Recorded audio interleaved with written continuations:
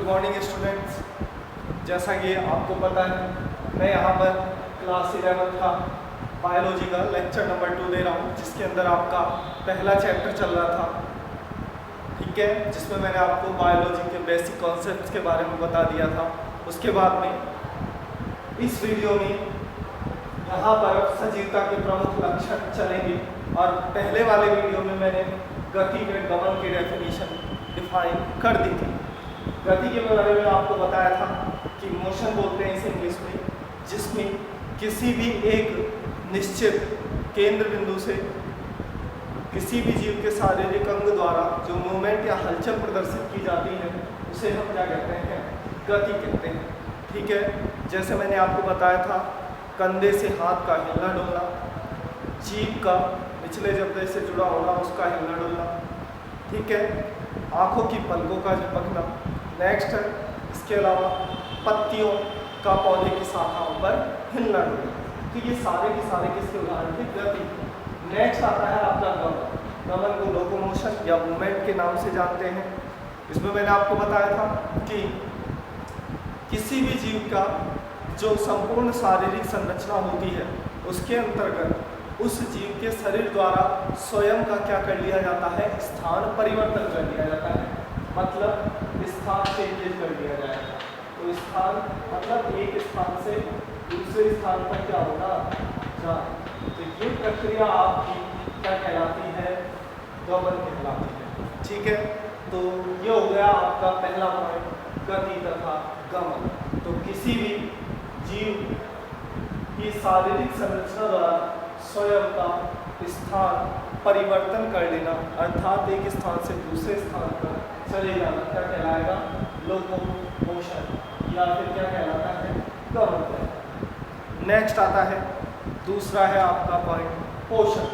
जैसा कि आपको पता है, पोषण को इंग्लिश में न्यूट्रिशन के नाम से जानते हैं, कि किसी भी जीव द्वारा जो शारीरिक वृद्धि प्रदर्शित की जाती है, उसे क्या कहते हैं? पोषण कहते हैं। तो सिंपल सी बात है, ठीक है, बिना पोषण के शारीरिक वृद्धि संभव नहीं है। ठीक है, शारीरिक वृद्धि के लिए किसकी आवश्यकता होगी? पोषण की आवश्यकता होगी। ठीक है, तो न्यूट्रिशन या पोषण का मतलब हो गया किसी भी जीव द्वारा अपनी शारीरिक वृद्धि को प्रदर्शित करने की जो प्रक्रिया होती है, वो आपकी क्या कहलाएगी? पोषण कहलाएगी। शारीरिक वृद्धि प्रदर्शित करना, समझ गए? शारीरिक वृद्धि प्रदर्शित करना, ठीक है, तो वो बिना पोषक पदार्थों के संभव नहीं है। ठीक है, चाहे आप किसी भी सेल्स को ले लीजिए, चाहे आप एक तरह से इस प्रकार समझ सकते हैं, मानव के छोटे बच्चे का जो विकास होता है, पोषण होता है, वो माता के प्रथम स्तन्य दुग्ध या जिसे कोलेस्ट्रम या खीस के नाम से जानते हैं, उसकी सहायता से उसे पोषण प्राप्त होता है, जिसके कारण उसकी सेल्स ग्रोथ प्रदर्शित करती है। ठीक है, अगर उसे वो पोषण ना मिले तो उसका शारीरिक संगठन जो है वो ग्रोथ या वृद्धि प्रदर्शित नहीं कर पाता है। ठीक है, नेक्स्ट आता है, वो आपका है उपापचय। तीसरा पॉइंट है उपापचय या मेटाबॉलिज्म। देखिए, तो उपापचय या मेटाबॉलिज्म का मतलब ये हुआ कि किसी भी जीव में शारीरिक वृद्धि के लिए, ठीक है, आंतरिक तौर पर विशेष प्रकार की रासायनिक क्रियाएं संपन्न होती। कौन सी क्रियाएं? रासायनिक क्रियाएं संपन्न होती, जिन्हें सामूहिक रूप से क्या कहते हैं? उपापचय कहते हैं। अब इसके अंदर क्या होता है? सरल पदार्थ, जटिल पदार्थ होते हैं जो सरल पदार्थों में कन्वर्ट हो सकते हैं, और सरल पदार्थ और भी सूक्ष्म पदार्थों के अंदर क्या हो सकते हैं? कन्वर्ट हो सकते हैं। तो ये प्रक्रिया आपकी क्या कहलाती है? मेटाबॉलिज्म या उपापचय कहलाती है। ठीक है, मतलब किसी भी जीव द्वारा स्वयं की ऊतकों की मरम्मत करने के लिए या उनको पोषण देने के लिए कुछ विशेष प्रकार की रासायनिक क्रियाओं को संपन्न किया जाता है, तो वही रासायनिक क्रियाएं आपकी क्या कहलाती है? उपापचय कहलाती है। समझ गए? ठीक है, अब जैसे मान लेते हैं हमारे शरीर पे घाव हो गया, घाव को सही करने के लिए, ठीक है ना, हम क्या करते हैं कि बाहरी तौर पर कुछ ना कुछ ड्रग या फिर कोई केमिकल के रूप में दवाइयों का सेवन करते हैं, तो अंदर जा कर के वो इम्यून सिस्टम की सहायता से विशेष प्रकार की रासायनिक क्रियाओं को संपन्न करती है और जिसके कारण उपापचय क्रिया संपन्न होती है। नेक्स्ट आता है आपका पॉइंट है, ये है श्वसन। तो नेक्स्ट आपका जो पॉइंट है, किसी भी सजीव जीव का निर्धारण करने के लिए उसमें श्वसन का गुण होना भी आवश्यक होता है। तो रेस्पायरेशन की बात करें तो रेस्पायरेशन का मतलब होता है, सामान्य भाषा में बात की जाए कि किसी भी जीव द्वारा O2 को अंतर्ग्रहित करने की प्रक्रिया और CO2 को बाहर निकालने की प्रक्रिया आपकी क्या कहलाती है? श्वसन कहलाती है। समझ गए? और जिसके पश्चात आपका किसका निर्माण होता है भाई? भोजन के रूप में। यहाँ पर किसका निर्माण होगा? आपका भोजन के रूप में, भोजन के साथ साथ ऊर्जा का निर्माण होता है। किसका निर्माण होता है? ऊर्जा का निर्माण होता है। भाई सीधी सी बात है कि जब श्वसन की प्रक्रिया होगी तो श्वसन की प्रक्रिया में आप क्या होगा? O2 को ग्रहण करेंगे और CO2 को बाहर निकालते हैं सामान्य तौर पर, ठीक है। तो वो प्रक्रिया आपकी क्या कहलाती है? श्वसन कहलाती है। जिसके पश्चात क्या विमुक्त होती है? ऊर्जा विमुक्त होती है। क्या बाहर निकलती है? ऊर्जा बाहर निकलती है। तो ये प्रक्रिया आपकी क्या कहलाती है? श्वसन कहलाती है, ठीक है। अब श्वसन के टाइप्स की बात करें तो यहाँ पर जो श्वसन की प्रक्रिया है ये 2 टाइप्स की होती है। पहला है ऑक्सीश्वसन या इसको बोलते हैं वायवीय श्वसन। दूसरा है अनॉक्सी या फिर अवायवीय श्वसन। अवायवीय श्वसन। अब सीधी सी बात है, ऑक्सी या वायवीय श्वसन की बात करें तो ऑक्सी या वायवीय श्वसन की डेफिनेशन हो जाएगी कि वह प्रक्रिया जिसके अंतर्गत या जिसको संपन्न होने में इसकी आवश्यकता होती है, O2 की आवश्यकता होती है। समझ गए? तो उसे हम कौन सा श्वसन कहते हैं? ऑक्सी या वायवीय श्वसन। मतलब किसी भी जीव में पाए जाने वाला ऐसा श्वसन जो O2 की उपस्थिति में हो, इसमें हो O2 की उपस्थिति में हो या O2 की आवश्यकता हो, उसे हम क्या कहते हैं? ऑक्सी या वायवीय श्वसन कहते हैं। अब जैसे हम लोग हैं, मानव हुआ, तो कौन सा श्वसन करता है? ऑक्सी श्वसन करता है। तो यदि आप ऑक्सी श्वसन की इक्वेशन देखो तो हमें पता है कि भोजन के रूप में हम क्या खाते हैं? ग्लूकोज खाते हैं, C6H12O6 और प्लस हम क्या ग्रहण करेंगे? O2 को ग्रहण करते हैं। तो यहाँ पर क्या होता है? आपका जो विमुक्त होती है वो CO2 विमुक्त होती है, प्लस जल विमुक्त होता है और प्लस आपको ऊर्जा प्राप्त होती है। और ऊर्जा हमेशा किस रूप में प्राप्त होती है? ATP के रूप में प्राप्त होती है, ठीक है। यहाँ पर जो ऊर्जा प्राप्त होती है वो बहुत अधिक ज़्यादा मात्रा में प्राप्त होती है। जबकि अनॉक्सी श्वसन की बात करें या अवायवीय श्वसन की बात करें तो अवायवीय श्वसन का मतलब हो गया ऐसे जीव जिनके अंतर्गत O2 की अनुपस्थिति में, समझ गए? O2 की अनुपस्थिति में श्वसन क्रिया संपन्न होती है, उसे कौन सा बोलते हैं? अनॉक्सी श्वसन बोलते हैं, ठीक है। अब इसके अंतर्गत क्या होगा? यहाँ पर वही आपका ग्लूकोज होगा, प्लस यहाँ पर चूंकि O2 की आवश्यकता होगी नहीं, O2 की अनुपस्थिति में यह क्रिया संपन्न होगी, तो यहाँ पर क्या होता है? आपका CO2 न बन करके और यहाँ पर क्या होता है? C2H5OH, मतलब कि यहाँ क्या बनेगा? एथेनॉल बनेगा और प्लस ऊर्जा होती है। पर जो ऊर्जा होती है वो भी ATP के रूप में प्राप्त होती है, जो यहाँ पर मात्र 56.6 किलो कैलोरी बनती है। समझ गए? और जबकि यहाँ पर लगभग इसके 5 गुना ज़्यादा ऊर्जा प्राप्त होती है। समझ गए? तो 56.6 किलो कैलोरी जो एनर्जी होती है वो तो अनॉक्सी श्वसन में, और इससे लगभग 5 गुना से बहुत ज़्यादा जो एनर्जी प्राप्त होती है वो होती है ऑक्सी श्वसन, ठीक है। ऑक्सी श्वसन में उत्पाद के रूप में CO2 और H2O बनेगा, जबकि यहाँ पर क्या होता है? एथेनॉल बनता है। तो इस तरीके से ये आपका हो गया ऑक्सी श्वसन और अनॉक्सी श्वसन। उसके उसके बाद में अब आ जाओ, आपका नेक्स्ट पॉइंट है जनन। जनन के बारे में बात करें तो चूंकि आपको पता है जनन का मतलब होता है रिप्रोडक्शन। रिप्रोडक्शन का मतलब होता है, पहले भी आप लोग पढ़ चुके हैं 10th क्लास में, कि जनन होता क्या है। वह प्रक्रिया जिसके अंतर्गत किसी भी जीव द्वारा अपनी समान क्या उत्पन्न की जाती है, संतति उत्पन्न की जाती है। अपनी समान क्या उत्पन्न की जाती है, संतति। तो वह प्रक्रिया आपकी क्या कहलाती है, जनन कहलाती है, प्रजनन कहलाती है। और सिंपल सी बात है, किसी भी जीव की जाति को अपना अस्तित्व बनाए रखने के लिए इसकी आवश्यकता होती है, जनन की आवश्यकता होती है। ठीक है, और जनन के आपका कितने प्रकार का होता है, 2 प्रकार का। एक तो होता है अलैंगिक और एक होता है आपका लैंगिक।